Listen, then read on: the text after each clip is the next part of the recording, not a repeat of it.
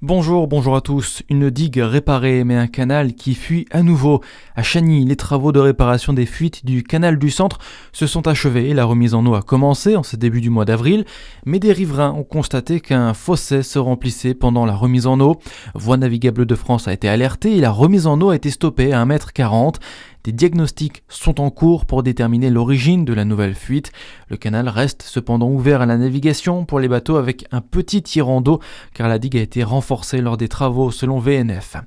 Un vol à main armé dans un bar PMU de Dijon, ça s'est passé mercredi. Un homme s'est présenté armé d'un couteau et a tenté de dérober le contenu de la caisse d'un bar en centre-ville en fin de journée.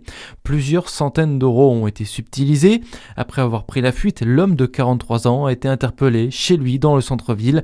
L'argent dérobé et le couteau ont été retrouvés à son domicile. De la drogue a aussi été saisie.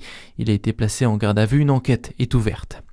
Les sapins de Noël du Morvan sont désormais protégés. Ils viennent de recevoir une IGP, une indication géographique protégée, le 31 mars dernier. Dans ce territoire devenu premier producteur de sapins de Noël de France, ce label vient garantir des sapins de qualité. C'est aussi un savoir-faire centenaire qui est mis en valeur. Jean-Christophe Bonneron, président de l'association des sapins de Noël naturels de France et de l'IGP, parle d'une fierté. Ça fait 8 ans qu'on a commencé d'instruire le dossier.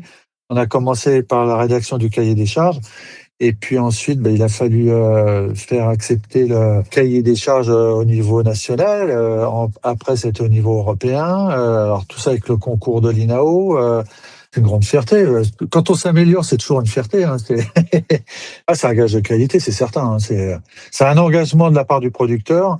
Et à partir de là, il respecte le fameux cahier des charges qui a été validé par l'INAO. Là, on est certain d'apporter des garanties. 14 producteurs sont engagés dans cette IGP.